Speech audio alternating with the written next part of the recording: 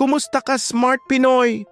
Alam mo ba kung alin sa CHB, steel, or decorative walls ang pinakaangkop sa bahay mo?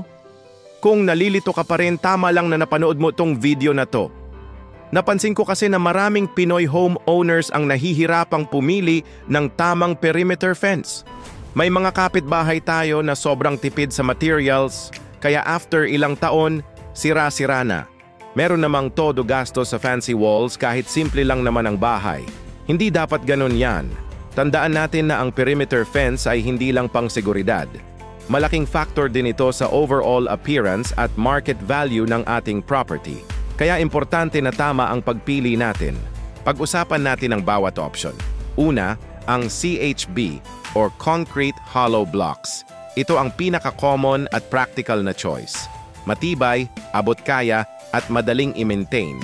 Pero kailangan ng maayos na finishing, plastering at pintura para hindi mukhang kulang sa budget. Kung tama ang pagkakagawa, tatagal ito ng maraming taon. Pangalawa, ang steel fence. Perfect ito kung gusto mo ng modern at minimalist na look.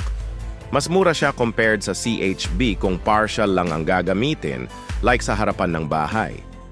Pero mag-ingat! Kailangan ng tamang coating at maintenance para hindi kalawangin. Regular checking din para sa loose parts o damage. Pangatlo, ang decorative walls. Pwedeng textured finish, stone cladding, o combination ng iba't ibang materials. Premium talaga ang dating nito at tataas ang appeal ng bahay mo. Pero syempre, mas mataas din ang gastos. Suggestion ko, gamitin mo ito as accent wall sa harap ng bahay mo para hindi masyadong mabigat sa bulsa. Para sa mga budget conscious, here's my pro tip. Gumamit ka ng regular CHB sa gilid at likod ng bahay, tapos lagyan mo ng magandang steel fence o decorative accent sa harap. Sa ganitong paraan, nakakasave ka pero hindi mo kinompromiso ang aesthetics ng property mo. Bago tayo magtapos, tandaan na ang pinaka-importante ay ang quality ng pagkakagawa.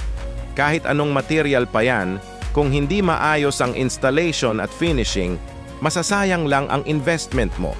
Kaya siguruhin kumuha ka ng reliable contractor o mason. Sa susunod na video, tatalakayin natin ang proper gate placement para mas secure at functional ang bahay mo. Abangan mo yan. Kung nakatulong sa iyo ang video na to, i-like at i-share mo sa mga kaibigan mong nagbabalak din gumawa ng fence. Mag-subscribe ka na rin para updated ka sa mga susunod pa nating home improvement tips. Maraming salamat sa panonood, ka Smart Pinoy. Hanggang sa muli!